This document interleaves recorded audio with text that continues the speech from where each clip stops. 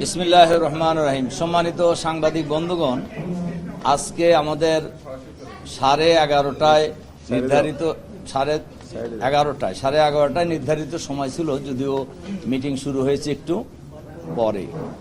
তো আজকে আলোচনার বিষয় আপনারা ইতিমধ্যেই শুনেছেন সব।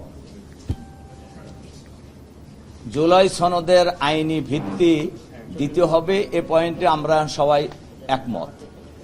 আইনি ভিত্তিটা কোন ফর্মে হবে এটা নিয়েই আজকে আলোচনার মূল বিষয়।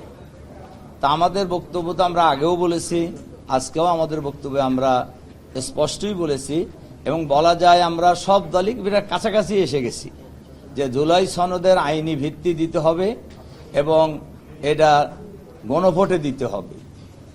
এইটার কিন্তু এক জায়গায় এসে একটু দ্বিমত কারুর আছে, তবে আমাদের ধারণা এই পয়েন্টও আমরা সবাই একমত হয়ে যাব যে জুলাই সনদের আইনি ভিত্তি দেওয়ার ক্ষেত্রে কনস্টিটিউশন অর্ডার, যেটা আমরা আগেও বলেছি, এর ভিত্তিতেই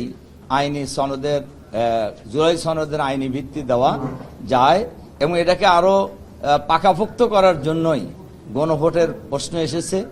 আমরা গণভোটের ব্যাপারেও আমরা বলা যায় অধিকাংশ দলই আমরা একমত হয়ে গেছি যে গণভোটও হবে।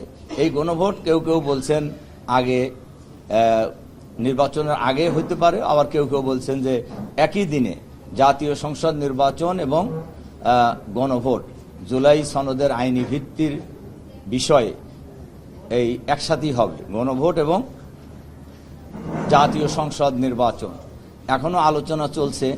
আমার ধারণা আমরা অধিকাংশ রাজনৈতিক দলই এ ব্যাপারে আগামী দিনে ঐক্যমত পোষণ করব এবং জুলাই সনদের আইনি ভিত্তি হয়ে যাবে ইনশাআল্লাহ।